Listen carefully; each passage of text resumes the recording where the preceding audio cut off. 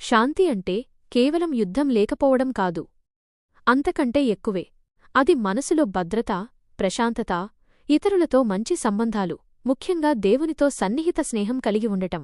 మన జీవితంలో ఉండే చింతలు, కష్టాలు శాంతిని దూరం చేస్తాయి.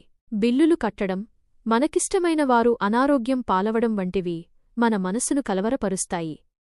అయితే బైబిలు మనకు ఒక చక్కటి మార్గాన్ని చూపిస్తుంది. 1. దేవుని నీతి సూత్రాలను పాటించడం. దేవుడు మన శ్రేయస్సు కోసమే కొన్ని నియమాలను, ఆజ్ఞలను ఇచ్చాడు. వాటిని పాటించినప్పుడు మనం ఆయనపై నమ్మకం ఉంచినట్లు, ఆయనతో శాంతియుత సంబంధాన్ని కోరుకుంటున్నట్లు చూపిస్తాం. అప్పుడు దేవుడు మనకు దగ్గరవుతాడు. బైబిలు గ్రంథంలో యెషయా గ్రంథం 32:17లో ఇలా ఉంది: నీతి సమాధానము కలుగజేయును, నీతి వలన నిత్యమును నిమ్మళము నిబ్బరము కలుగును. అవును, మనం హృదయపూర్వకంగా యెహోవాకు లోబడితే నిజమైన శాంతిని పొందుతాం. 2. పరిశుద్ధాత్మ సహాయం పొందడం. మన పరలోక తండ్రి అయిన దేవుడు మనకొక అద్భుతమైన బహుమానమిచ్చాడు. అదే పరిశుద్ధాత్మ. పరిశుద్ధాత్మ సహాయంతో మనం శాశ్వతకాలముండే శాంతిని పొందవచ్చు. గలతీయులకు రాసిన పత్రిక 5వ అధ్యాయం 22-23 వచనాల్లో పరిశుద్ధాత్మ ఫలాలను గురించి వివరించబడింది. వాటిలో 1 సమాధానం, శాంతి.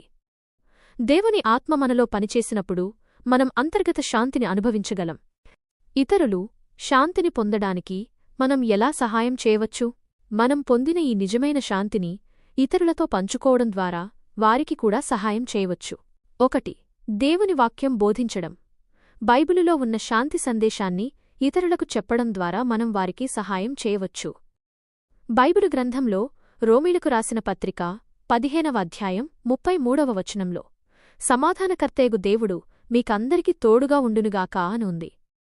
ఈ దేవుని సందేశాన్ని ఇతరులకు చేరవేయడం ద్వారా వారు కూడా దేవునితో శాంతిని పొందగలుగుతారు. 2. శాంతియుతంగా జీవించడం. మన దైనందిన జీవితంలో మనం శాంతిని కలిగి జీవించినప్పుడు అది ఇతరులకు ఒక మంచి మాదిరి అవుతుంది.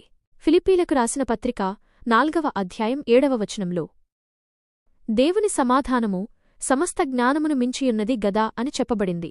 మన ప్రవర్తన ద్వారా ఇతరులు ఈ దేవుని శాంతిని గమనించాలి. మన మాటలు, చేతలు శాంతిని పెంపొందించేవిగా ఉండాలి. 3. క్షమించడం మరియు ప్రేమించడం.